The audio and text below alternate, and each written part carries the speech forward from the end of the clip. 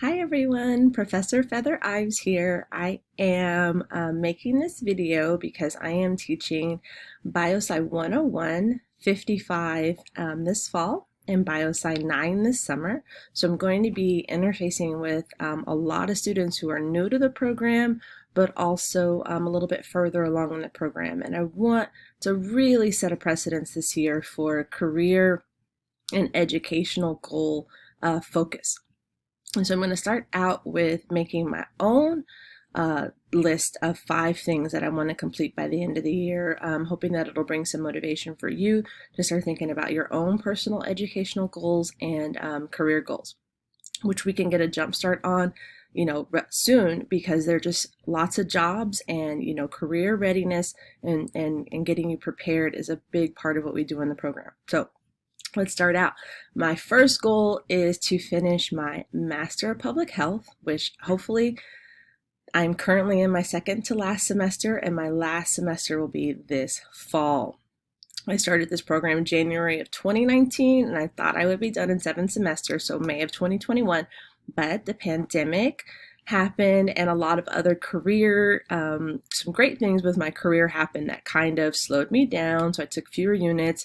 And additionally, my mom had a stroke in March of this year. So a lot of things slowed down that progress, but I am still here and I am finishing up, and I'm super excited about having that public health degree and really incorporating a lot of what I learned as a public health practitioner into what we do as clinical scientists and scientists in general, because I do believe that public health gives everyone sort of a different lens on the work that we do and how to approach, all areas of our lives, no matter what your major is, no matter what your career goals are. So you'll see it in my courses, not even just a little bit, but quite a bit. Right.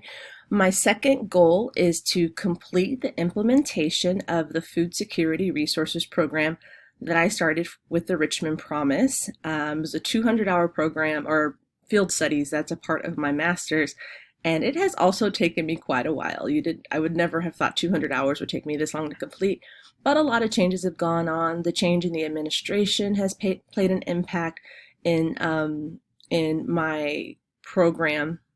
We went from being a defensive sort of, being on the defense, to now really shifting from being on the defense, but truly addressing the stigma associated with seeking food resources. So I really want to get that done. I have about 50 hours left, but even when I am done with the actual project that I'm working on, I'm going to stay on with the Richmond Promise and keep working on this implementation, because I have a partnership with the City of Richmond and Contra Costa College and the National League of Cities. And so I want to stay there and see this through, because I think that, there's a big impact that the Richmond Promise scholarship can make with students from Richmond, California, my hometown, and food security.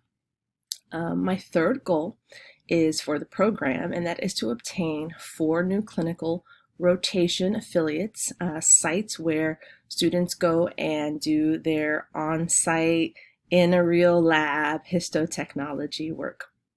And so I have good news. I'm almost at that goal. I have met with at least 2 of potentially 4 new clinical affiliates, with a meeting at the end of this month. And one of them is in Sacramento, which is super exciting, because Sacramento, we get a lot of students from there, but we don't have any clinical sites up there. So having clinical site, a partner out that way, will go a long way, and hopefully one will turn into 2 and 3, so that students up in the Sacramento Valley can be served.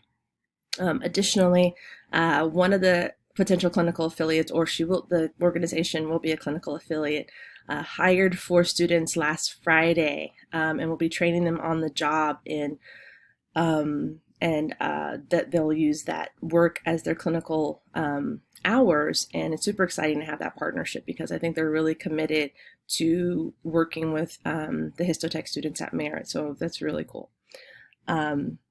My 4th career goal is now shifting to my day job, where I work at UC Berkeley as a microscopist, is to really go back and deep dive into image analysis and processing.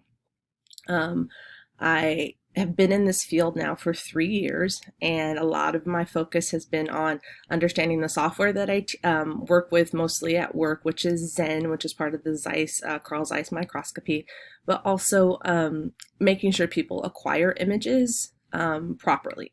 So acquisition is important, garbage in, garbage out. So if I can make sure that students are acquiring image, or anybody, trainees, are acquiring images correctly, I can, you know, that's half the battle. Sample prep, acquisition settings, and then proper processing and analysis. But I haven't had a lot of time to focus on that because, just being spread so thin. So that goal will spill into the next year, of course, and I'll be better prepared to teach image analysis and processing, hopefully fall in 2022. And with that also comes the digital pathology that I want to start incorporating into the histotech program, because we know that digital pathology is where pathology is going. And analysis of images is being less and less done by the pathologist, by eye, and more AI, more computers, more accurately diagnosing disease based on computers.